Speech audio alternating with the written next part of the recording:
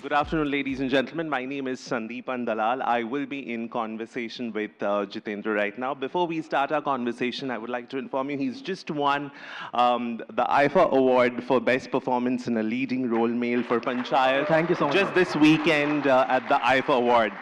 And not just that, his series, Panchayat, was also named the best series. So double celebrations, right? Thank you so much. Thank you so much for the support and like giving so much love to the series and to all my characters. Thank you so much. Means a lot. Okay, Jitendra, it's a huge achievement that you've made for yourself. Looking back at your journey, did you ever imagine this level of success? नहीं बिल्कुल भी नहीं सोचा था क्योंकि मैं like engineering कर रहा था और वहाँ पे ऐसी कोई भी चीज़ नहीं सिखाई जाती बट साथ में एक्स्ट्रा करिकुलर एक्टिविटी होती है तो एक जस्ट हॉबी थी एक्टिंग करना एंड ये बोलो कि जो पढ़ाई थी आईआईटी में वो मेरे लिए बहुत डिफिकल्ट थी तो उससे बचने का एक तरीका था कि मैं एक्टिंग कर लेता था वहाँ पे बट इसको मैं प्रोफेशनली आगे लेके जाऊँगा और उस पर उस मेरे हर कैरेक्टर को इतना प्यार मिलेगा एंड जिस भी सक्सेस की हम बात कर रहे हैं वो मिलेगा वो मैंने कभी इमेजिन नहीं किया था बट थैंकफुली वो हुआ क्योंकि इवेंचुअली मैं चाहता था कि मैं एक्टिंग में कुछ करूँ एंड सक्सेस मिले और एक्टिंग में सक्सेस का मतलब है कि जो भी आप कैरेक्टर्स कर रहे हो वो लोगों को पसंद आना ज़रूरी है और उन कैरेक्टर्स के ज़रिए मैं लोगों को में लोगों को एंगेज कर पाऊँ एंटरटेन कर पाऊँ वो बहुत ज़रूरी था and I am really grateful and thankful कि वो हुआ एंड या इट फील्स ग्रेट जितेंद्र, आपके फैमिली पॉलिटिक्स में भी इन्वॉल्व हैं, करेक्ट? तो आप कब डिसाइड किए कि हमें पॉलिटिक्स में नहीं जाना है, हमें एकेडमिक्स करना है, अगर एकेडमिक्स में मन नहीं लगा तो फिर एक्टिंग करेंगे? तो वो ईयर्स के बारे में थोड़ा बताइए हमारे ऑडियंस को। यस मतलब हम लोग जो मैं खैरथल से हूँ एंड खैरथल एक नगर पालिका क्षेत्र है तो उस लेवल की पॉलिटिक्स में फैमिली इन्वॉल्व है पर लाइक ये बहुत ही इमोशनल डिसीजन था बहुत ही बचपन में जब तुम देखते हो कि हाँ कितना पॉलिटिक्स कैसे हार्म करता है फैमिली और रिलेशनशिप्स को कैसे तुम्हें ज़्यादा पॉलिटिक्स पे ध्यान देना पड़ता है कैसे तुम्हें लोगों के बारे में ज़्यादा सोचना पड़ता है रादर अपनी फैमिली और अपने सेल्फ बेनिफिट्स छोड़ के तुम कैसे लोगों की सेवा करना चाहते हो या उन चीज़ों में ज़्यादा इन्वॉल्व रहना चाहते हो तो वो कैसे हार्म पहुँचाता है वो मैंने देखा सो ये बहुत ही इमोशनल एंड अपने रिलेशनशिप आगे फ्यूचर में बचाने के लिए मैंने वो कॉल लिया कि मैं इस चीज़ से दूर रहूँगा मैं सिर्फ वोट डालूंगा और वही मेरा सिर्फ पॉलिटिकल करियर होगा सिर्फ वोटिंग करना और उसके अलावा मैं हाँ मतलब एज लीडर पॉलिटिकल लीडर जाऊँ वो मैंने कभी वो मैंने आइडिया बहुत अर्ली स्टेज में ड्रॉप किया Okay, during your years in IIT Kharagpur, you were involved in the drama society, if I'm correct. So when did you decide to take the next step and land in Mumbai to pursue your dream of becoming an actor? ये काफ़ी लंबी कहानी है तो IIT Kharagpur में dramatic society थी जो काफ़ी एक्टिव थी बहुत सारे प्लेस करते थे हम लोग साल में कम से कम 4-5 प्लेस करते थे और मुझे इतना इंटरेस्ट आया उन चीज़ों में मैं पांचों के पांचों प्लेस में पार्टिसिपेट करता था और जिस भी तरह का रोल हो मैं पूरी तरह से इन्वॉल्व हो जाता था पर वो बहुत ही हॉबी लेवल तक था उस टाइम पे और फिर मैंने जैसा अभी जस्ट मेंशन किया कि आईआईटी की पढ़ाई मेरे लिए थोड़ी डिफिकल्ट थी तो वहाँ पे मेरी जब फाइनल ईयर आया तो जो प्लेसमेंट्स होते हैं तो मैंने सारे प्लेसमेंट्स में बैठा लेकिन मेरी जॉब नहीं लग रही थी then one of my friend जो वहाँ पे प्लेस लिखा करते थे ही हैज़ डिसाइडेड कि वो राइटर बनेंगे एंड वो हमारे कॉलेज सीनियर से मिले थे अर्नाब कुमार जो कि फिल्मी इंडस्ट्री में एक आध फिल्म्स एज असिस्टेंट डायरेक्टर कर चुके थे तो उन्होंने ये आइडिया दिया कि यूट्यूब करके एक नई चीज़ आई है वहाँ पे हम लोग छोटे वीडियोस बना सकते हैं एंटरटेनमेंट स्केचेस बना सकते हैं तो बहुत ही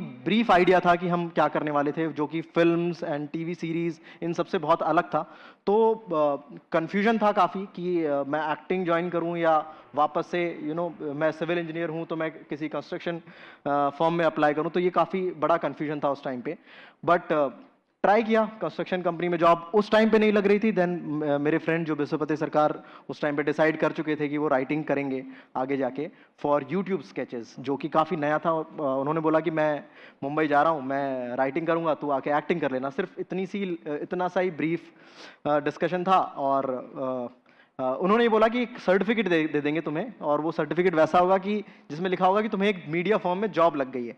तो मुझे वो सर्टिफिकेट यूज़ करना था, अपने घर वालों को दिखाना था कि मेरी एक जॉब लग गई है एक मीडिया कंपनी में जो यूट्यूब स्केचेस बनाएगी, और मैं बैकग्राउंड में काम करूँगा, और वहाँ मेरी नौकरी लग गई है। तो वो मुझे एक दिखाना था अपनी फैमिली को कि मैं IIT से बिना नौकरी के लिए नहीं निकला हूँ। तो that's how it started. But उसके बाद काफ़ी लंबी जर्नी रही, कैसे हम लोगों ने यूट्यूब स्केचेस से लोगों को एंटरटेन किया, एंड लोगों ने उस नई चीज़ को बहुत बहुत शिद्दत से एक्सेप्ट किया कि हाँ, ये एक नया तरह का एंटरटेनमेंट है जहाँ पे हमें बहुत ही डिटेल्ड तरीके से एंटरटेन किया जा रहा है, और ट्रेंडी टॉपिक्स हैं, उन ट्रेंडी टॉपिक्स पे कुछ बनाया जा रहा है जो कि जनरली उस टाइम पे फिल्म्स में या टीवी पे मिसिंग था। तो वो लोगों को बहुत पसंद आया, and we all are really grateful कि हम उसके बाद और आगे गए, और हम लोगों ने काफ़ी सारे शोज बनाए, and Kota factory, Panchayat and pictures are one of them. Jitendra, your performances are widely celebrated for their authenticity, warmth, and relatability.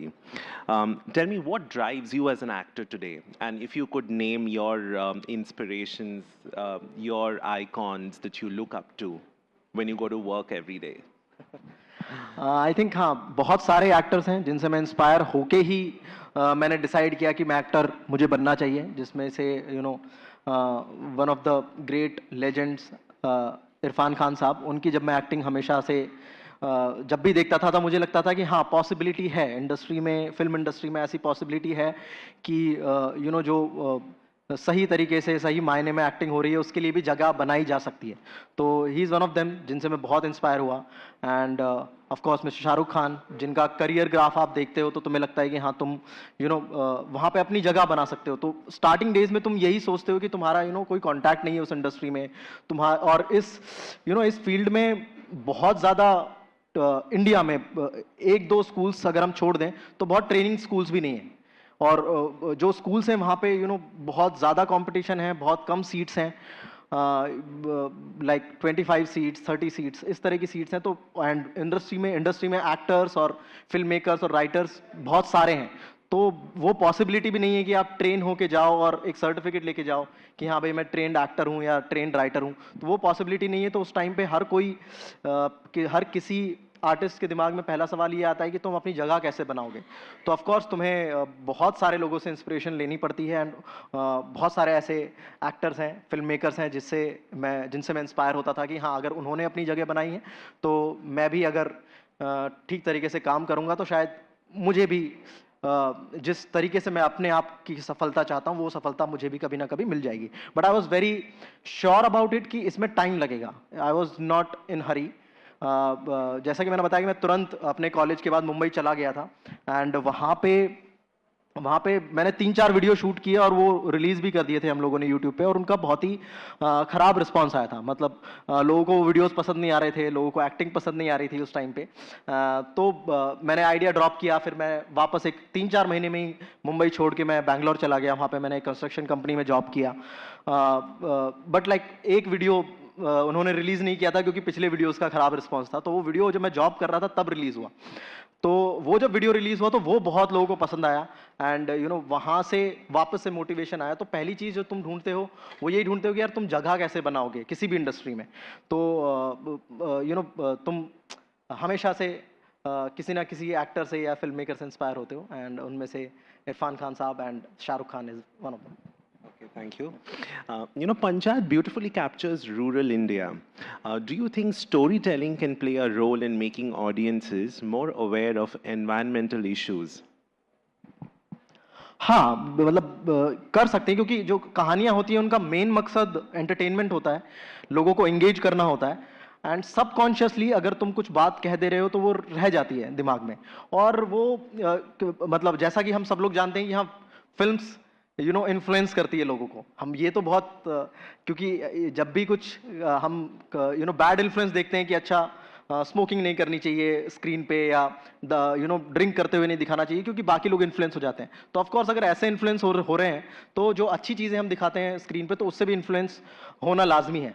तो ऑफ कोर्स अगर आप स्टोरीज में कुछ एनवायरनमेंट के बारे में बात कर रहे हैं, वातावरण के बारे में बात कर रहे हैं, पॉल्यूशन के बारे में बात कर रहे हैं, एंटरटेन करते हुए, तो वो शायद सबकॉन्शियस माइंड में आपके रह जाता है एंड कहीं ना कहीं आप वो चीज़ें आप अपने रियल लाइफ में अप्लाई कर सकते हो। जैसे पंचायत का मैं अपनी रियल लाइफ इंसिडेंट बताऊं तो जब मैं आज से 6 साल पहले हम लोगों ने पंचायत का शूट स्टार्ट किया था, 2019 की बात है। और वहाँ मतलब ऑफ कोर्स मतलब हम लोग मैं एक छोटे स्मॉल टाउन से रह के मैंने पढ़ाई की। उसके बाद मैं कोटा गया और उसके बाद मैं आईआईटी खड़गपुर और कोलकाता जैसे और फिर मुंबई जैसी बड़ी सिटीज़ से वाकिफ़ हुआ। तो बहुत तुम आगे निकल जाते हो एंड जो इम्पॉर्टेंट चीज़ें हैं कुछ वो तुम भूल जाते हो। बट जब मैं पंचायत के सेट पे गया देन मैं बैठा हुआ था। एक्चुअली जो हम पंचायत के सेट पे जो घर दिखाते हैं प्रधान जी का, वो वहाँ के रियल सरपंच का घर है।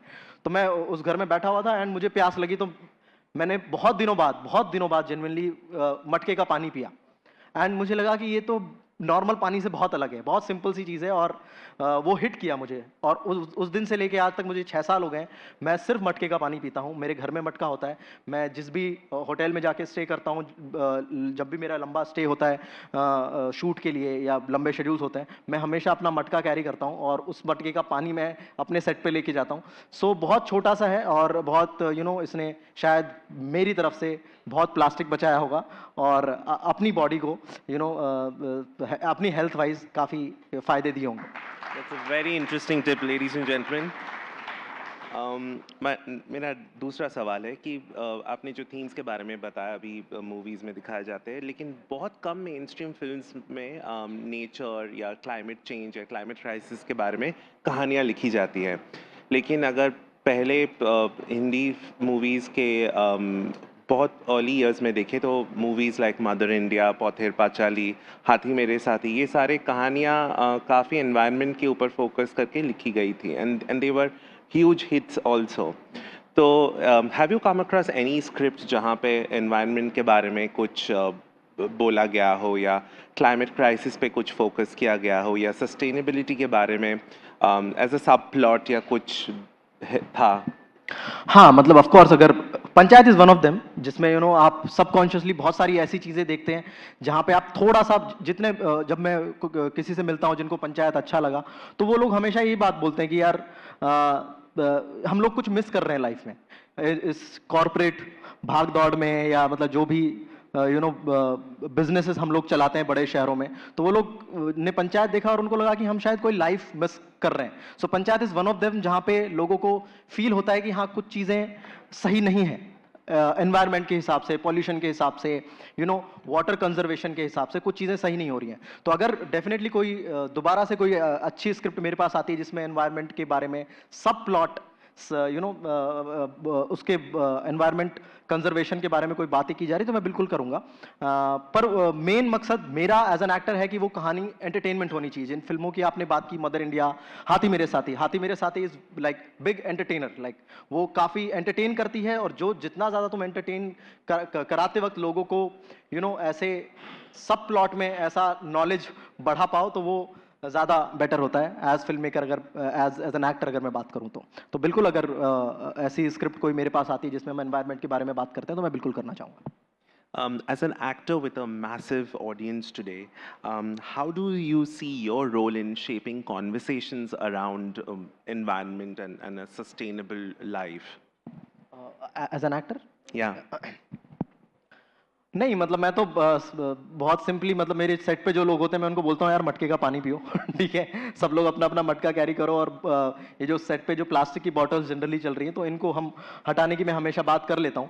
बट मैं एक हद तक ये चीज़ें अपने पर्सनल लेवल पे ट्राई कर सकता हूँ। बट मुझे लगता है कि ये अवेयरनेस से ज़्यादा मुझे लगता है कि सबको बहुत ही छोटे लेवल पे सिर्फ अपने लिए चीज़ें करनी चाहिए कि तुम अपने आप को हेल्दी कैसे रखोगे, क्या ऐसी चीज़ें कर सकते हो, तो उससे ही काफ़ी चीज़ें बेटर हो जाएंगी। अगर मैं एज एन एक्टर ना होकर अगर मैं थोड़ा सा बाहर का एग्जाम्पल दूं तो मैं अपने घर में अगर देखता हूं तो उन्होंने एक्चुअली, मेरे घर में मेरे ताऊजी एंड मेरे पापा दोनों सिविल इंजीनियर हैं, बट उन्होंने अपने घर में बहुत सारी ऐसी छोटी चीज़ें की हुई, ना तो उसके लिए पैसे की ज़रूरत है, बस सिर्फ थोड़ा सा एफर्ट और थोड़ा सा थोड़ा सा दिमाग लगाने की ज़रूरत है। जैसे हम लोग देखते हैं कि एसी से एक ट्यूब निकलती है, इसमें पानी निकलता है, ठीक है, और वो पानी वेस्ट होता है, वो पानी नाली में जाता है। तो मेरे ताऊजी ने क्या किया कि जितने भी एसी हैं उन सबको उन सब की वो ट्यूब जिससे पानी निकलता है उसको कनेक्ट किया और वो एक टैंक में कनेक्ट कर दिया। तो पहले तो उन्होंने ट्राई किया कि उनका एक छोटा सा वेजिटेबल फार्म है, तो पहले तो उन्होंने वो पानी वहाँ पे ट्राई किया कि ये मतलब पौधों को तो कुछ हार्म नहीं पहुंचा रहा है, और उन्होंने देखा कि हाँ ये हार्म नहीं पहुंचा रहा है, इससे नेचुरल खाद भी बन सकता है, इस पानी को यूज़ करके, इस पानी को यूज़ करके मैं छोटा सा फार्म चला सकता हूँ। तो उन्होंने वो सारा पानी एसी का वो कनेक्ट करके एक टैंक में रखते हैं, और छोटी सी चीज़ है, और वो टैंक हमेशा फुल रहता है। एक बार वो फुल हो गया तो फिर वो कभी खाली नहीं होता है गर्मियों में, और उसका पानी हम लोग नाली की बजाय खेती में यूज़ करते हैं। तो बहुत ही सिंपल सी चीज़, इसमें कोई बड़ा खर्चा नहीं है, ठीक है। तुम्हें सिर्फ एक टैंक लाना है, जो कि मुझे नहीं लगता कि कोई भी हम लोग वो चीज़ अफोर्ड नहीं कर पाएंगे। तो ऐसी चीज़ें हम अपने पर्सनल लेवल पे, छोटे लेवल पे करेंगे तो सब करेंगे तो उससे बहुत बड़ा इम्पैक्ट आ सकता है। लाइक मैं अपने घर की बात करूं तो लाइक पापा ने जितना भी पानी जो बरसात का इकट्ठा होता है, वो पूरा ज़मीन में एक कुआं बना दिया है और उसमें वो पानी जाता है, तो वो पानी ज़मीन में जा रहा है। लाइक सो जब बन रहा था तो मैं काफ़ी सरप्राइज था कि ये चीज़ें हमारे घर के लेवल पे हो रही हैं। एंड ये आई थिंक लॉ भी है कि आपको अगर आपका घर अगर इतने बड़े एरिया में है तो आपको ये करना ज़रूरी है। बट उन चीज़ों पे हम लोग ध्यान नहीं देते। हम लोग अगर हम जब कंस्ट्रक्शन करते हैं तो हम ये ध्यान ज़रूर देते हैं कि अगर गलती से बिल्डिंग में खुदा ना करे आग लग जाए तो कैसे निकला जाए, उसके हम सॉल्यूशन बना लेते हैं।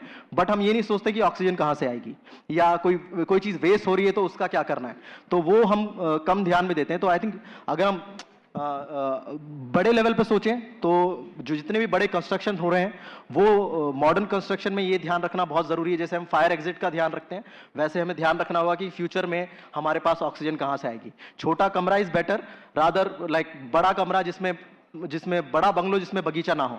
तो बंगलो छोटा हो लेकिन बगीचा बड़ा होना चाहिए तुम्हारा, और उसमें तुम पौधे लगा पाओ। तो तुम्हें बहुत कम जगह चाहिए होती है पैर फैलाने के लिए, तुम्हें ऑक्सीजन के लिए ज़्यादा जगह रखनी चाहिए। तो बहुत छोटी चीज़ें आप कर सकते हो। एंड एज एन एक्टर मैं बताऊं तो पंचायत की मैं बात करूं तो उसमें एक एपिसोड है जिसमें सोलर लाइट दिखाई गई है। तो वो पंचायत जब गांव के लोगों तक पहुंचा तो मेरे गांव में मेरे भाई ने सवाल पूछा कि यार ये, तो क्यूरियोसिटी आई कि यार ये सोलर चीज़ से मैं क्या मोटर लगा सकता हूँ, क्या मैं अपनी बैटरी चार्ज कर सकता हूँ क्या, वो पॉसिबल है। और उन्होंने खेत में बड़ा सा सोलर प्लांट लगा लिया, और वहाँ से जो भी मोटर से, हालांकि पानी नहीं है ज़मीन में तो मोटर का कोई यूज़ नहीं है क्योंकि हमने इतनी ज़्यादा पॉल्यूट किया है अर्थ को और इतना ज़्यादा एक्सप्लॉइट किया है अर्थ को, तो पानी नहीं है। बट उसने सोलर प्लान लगा के अपनी बैटरी चार्ज करके मोटर का तो इंतज़ाम कर लिया है, जो कि काफ़ी ग्रीन बोलूँगा। और वो अवेयरनेस पंचायत से आई, वो क्यूरियोसिटी पंचायत को वो एपिसोड देख के आई। तो as film maker of course you can contribute in environment. Great. The entertainment industry, as you said, has a significant carbon footprint. तो जैसे आप प्लास्टिक बॉटल्स यूज़ नहीं करते हैं while you are shooting, तो और क्या steps the filmmaking fraternity can take to reduce carbon emission? मतलब ये बहुत बड़ा प्रेशर है सिर्फ फिल्म्स पे डालना, बट मुझे लगता है कि सबको अपने अपने लेवल पे चीज़ें करनी चाहिए तो उसी से बड़ा इम्पैक्ट आएगा, जैसे मैंने पिछले एग्जांपल्स दिए। बट जैसे हम लोग देखते हैं कि जब टेक्नोलॉजी आ रही थी, जब इंटरनेट आ रहा था, तो we were very very excited कि अच्छा इंटरनेट आ रहा है, बातें हो जाएंगी फ़ोन से, मतलब हम लोग एक दूसरे से वीडियो कॉल कर पाएंगे। तो हम लोग उसके साइड इफेक्ट्स हमने कभी नहीं सोचे, बट उनके जब साइड इफेक्ट्स हमें पता चला तो वेस्ट की फिल्म्स में और आजकल लाइक बॉलीवुड फिल्म्स और इंडियन फिल्म्स में भी वो वाली चीज़ें दिखाई जाने लगी हैं कि कैसे स्क्रीन टाइम इज़ बैड, और वो हमको अवेयरनेस भी आने लगा कि कैसे इंटरनेट बैड हो सकता है, कैसे सोशल मीडिया आपकी मेंटल हेल्थ को अफेक्ट कर सकता है। तो उससे अब लोग अवेयर हैं कि अच्छा जब ये टेक्नोलॉजी आ रही थी तो हम कितने खुश थे, बट उनके साइड इफेक्ट्स भी हैं। और वो अवेयरनेस आई जब हम बाहर ब्लैक मिरर जैसा कोई सीरीज़ देखते हैं तो हमें पता चला कि ओ टेक्नोलॉजी के ये साइड इफ़ेक्ट्स भी हो सकते हैं, या फ्यूचर में अगर हम बहुत ज़्यादा स्क्रीन टाइम देंगे या हम लोग बहुत ज़्यादा सुपरफिशियल सोशल मीडिया वाली लाइफ पे डिपेंडेंट रहेंगे तो शायद हम अपनी रियलिटी खो सकते हैं। तो ये सारी अवेयरनेस वेस्ट में काफ़ी ऐसे शोज़ एंड ऐसी फिल्म्स बन रही है जिन्होंने अवेयर किया है। तो same cheese of course environment के लिए भी हो सकती है, वातावरण के लिए भी हो सकती है। जब हम अगर हमें उस तरह की स्टोरीज बनाएंगे तो ऑफ कोर्स लोगों को पता चलेगा कि हमने काफ़ी एक्सप्लॉइट कर लिया है। और मुझे नहीं समझ में आता मतलब कि लोग अभी भी पटाखे क्यों चलाते हैं और वो अभी भी बन क्यों रहे हैं, मुझे ये समझ में नहीं आता। मतलब I know that's a business, but क्यों अभी तक पटाखे बजाने पे रोक लगा दी है बट उनके बनने पे रोक नहीं लगी है, so it's a big issue. तो वहाँ पे हमें सोचना पड़ेगा। ऐसे छोटी चीज़ें करेंगे तो ज़्यादा बेटर होगा, रादर सारा प्रेशर फिल्मों पे आए कि भाई फिल्म हमें सिखाएं कि हम कैसे अपने जीवन में, फिल्में बहुत कम सिखाती हैं, ज़्यादा हमें अपने आसपास से सीखना पड़ता है, अपना जो एनवायरनमेंट है उसी से सीखना पड़ता है कि भाई अब बहुत हद हो चुकी है, अब बहुत पॉल्यूशन हो चुका है, अब ये चीज़ें नहीं करते हैं, बंद करते हैं स्ट्रिक्टली। तो वो एक्शन हमें अपने लेवल पे लेने होंगे, rather getting so much influence by films, वो बहुत बड़ा प्रेशर हो जाएगा। Films are for entertainment. जब तुम थक हार जाते हो और थकान ज़्यादा होती है, तुम अपने आप का जो मेंटल स्ट्रेस है वो रिलीज करने के लिए आप एंटरटेनमेंट यूज़ करते हो, सो उसमें आप फिल्मों की मदद ले सकते हो। बट एनवायरनमेंट के लिए तो हमें स्कूल्स के ज़रिए या जनरली अपने आसपास के लोगों को एजुकेट करना पड़ेगा कि ये मत करो, और ऐसा हम कर सकते हैं, ऐसी चीज़ें हम कर सकते हैं, तो उसी से हेल्प होगी rather films. Okay, you've had an incredible journey so far. Tell me, what are your hopes and dreams today, or what's next for Jitendra Kumar? I am really thankful जिस तरह की जर्नी रही है, और it took time. मतलब मैं 2012 में मैंने एक्टिंग शुरू की थी, आज 2025 में हम लोग बैठे हैं, एंड बहुत इंटरेस्टिंग जर्नी रही है, बहुत कुछ सीखा है इस जर्नी में। And like as I told कि TVF बहुत बड़ा पार्ट रहा है, तो वो मेरी स्कूलिंग थी एक्टिंग में, फिल्म मेकिंग में। एंड सो बहुत सारे ड्रीम्स हैं इन फिल्म मेकिंग कि मैं बहुत अच्छे फिल्म्स करूं, बहुत अच्छी कहानियां आप लोगों तक लेके आऊं जो आपको एंटरटेन करें, जो एज एन एक्टर मैं आपको एंटरटेन करना चाहता हूं। एंड बहुत सारी फिल्म्स एंड सीरीज पे मैं करंटली काम कर रहा हूं, एंड होपफुली आप लोगों तक वो जल्दी पहुंचेंगे। एंड जितना प्यार आपने मुझे मेरे पिछले कामों को दिया, होपफुली आप आगे भी उतना ही प्यार देंगे मेरे कैरेक्टर्स को एंड मेरी मूवीज़ को। Thank you thank so you so much, much. ladies and gentlemen. We come to the end of our conversation. Thank you, Jitendra, for supporting our winners today and participating in this amazing property. Thank you.